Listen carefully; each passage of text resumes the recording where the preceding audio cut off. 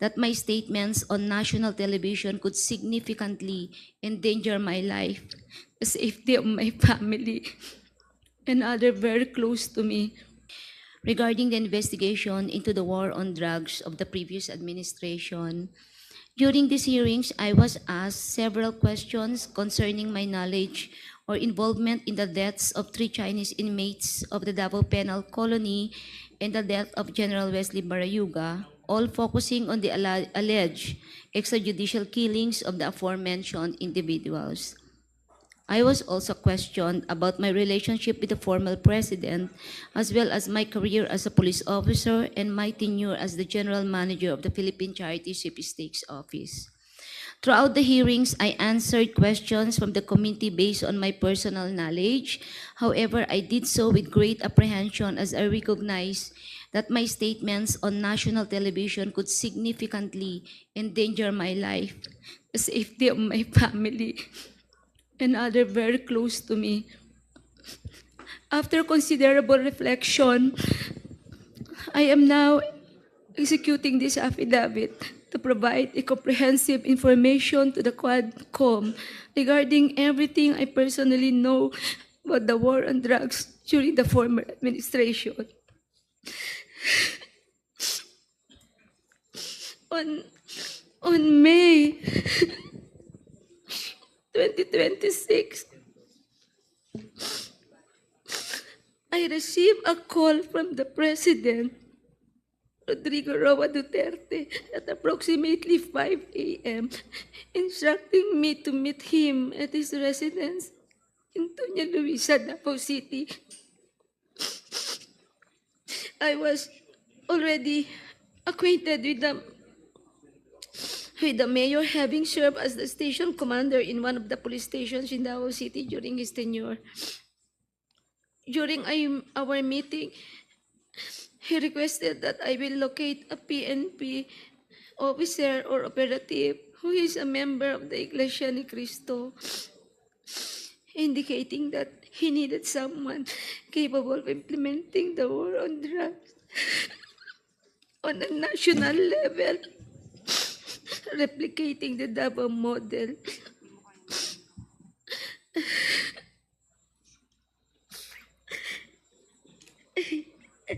The Davao model referred to the system involving payment and reward.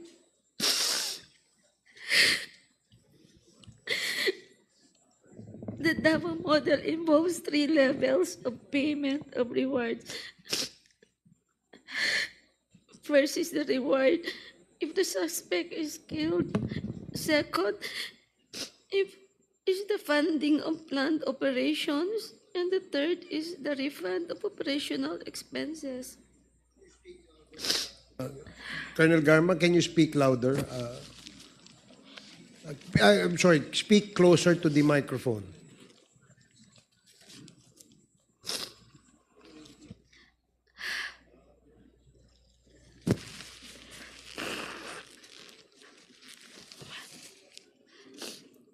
Initially, I informed the President that I was unaware of any individual with those qualifications, as I had not been assigned outside of Davao City or had served in the national capacity within the PNP.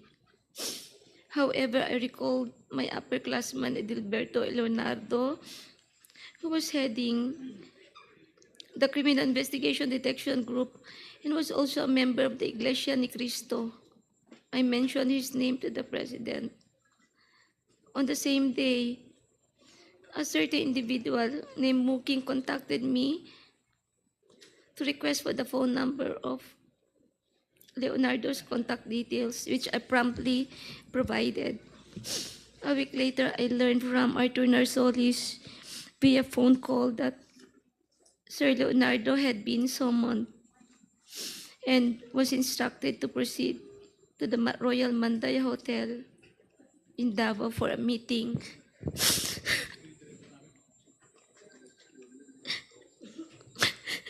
Leonardo informed me later that he stayed at the hotel for almost 3 days, during which the President directed him to organize According to Sir Leonardo, a task force, which he understood as PAOK-TF.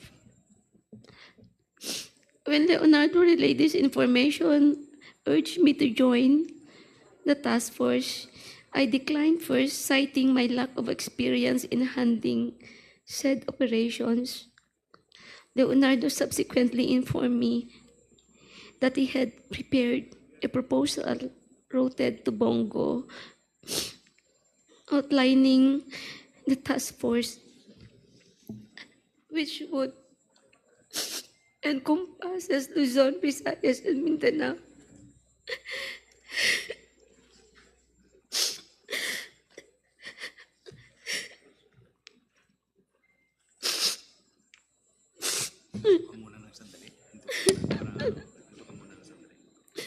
I am afraid of my life, Mr. Chair, and the life of my relatives and my friends and classmates.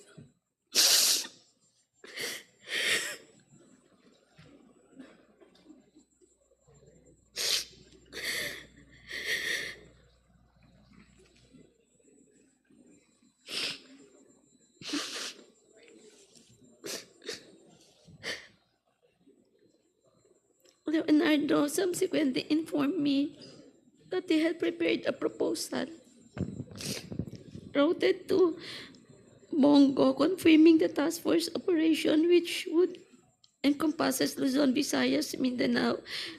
He also inquired if he and his classmates could have a courtesy call with the President through Bongo for a photo opportunity. Considering this, I thought it prudent to invite also my classmates to join the courtesy call. So in the presence of Colonel Bacay, Vilela, Grijaldo, Tuzon, and Dueñas, the member of class 97 and 96 were accommodated in separate rooms at the DPWH office in Panacan, Davao City. The President did not enter our room, and I was unaware if he visited the room of class 96. After the courtesy call, Leonardo informed me that the structure of the mentioned task force would undergo changes. In June of 2016, Leonardo has transferred from Manila to assume the position of the chief of the CIDG Region 11. During the initial 3 months of the assignment, I facilitated all meetings between Leonardo and Bongo at Leonardo's request. Subsequently, they established direct communication.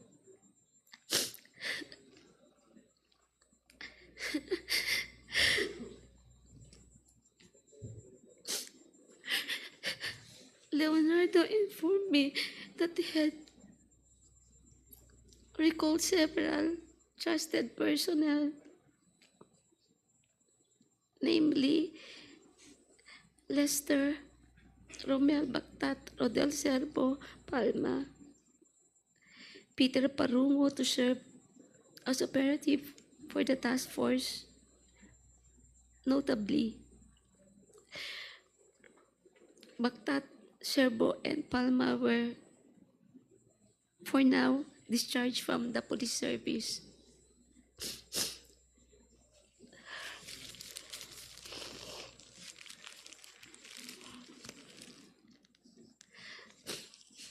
Romel Bactat, Serbo, Palma were all former police officers stationed at the CIDG 11 office.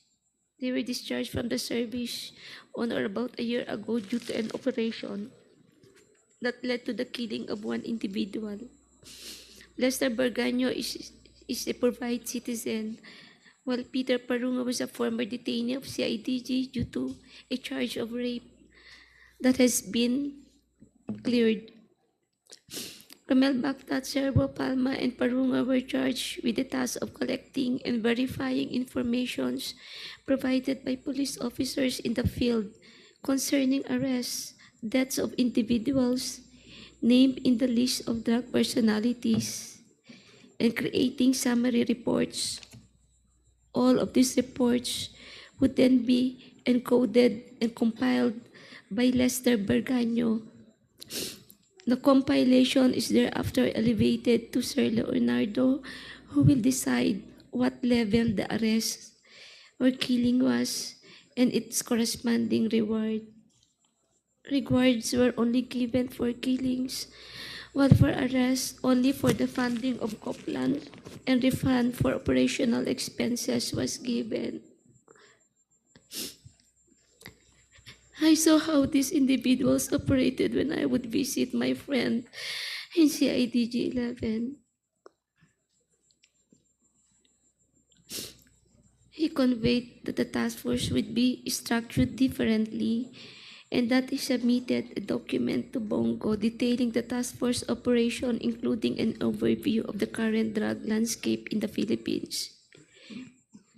I was informed that the drug structure originated from Bucor, where numerous drug lords are currently incarcerated, and that it has 3 branches, Luzon, Visayas, and Mindanao, with Peter Lim involved in the Visayas region. Once the task force became operational, I later learned that all Copland's funds, refunds for operational expenses, and rewards for agents were processed through the account of Peter Parungo.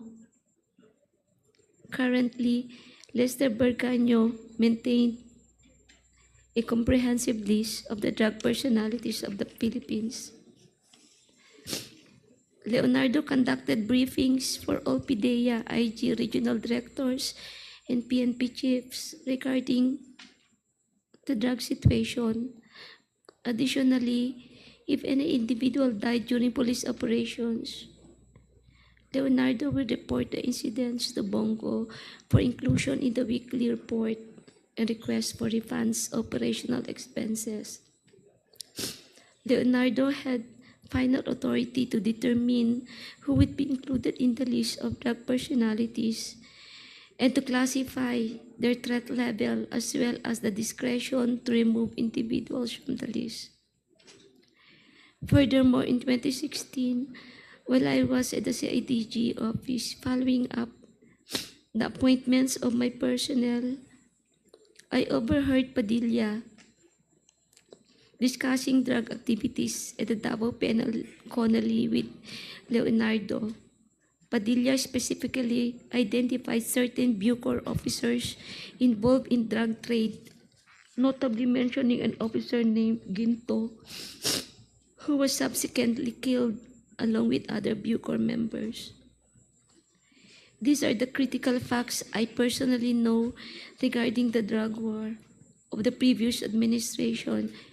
I am prepared to provide additional details and information in a supplemental affidavit or during an executive session at the discretion of the committee.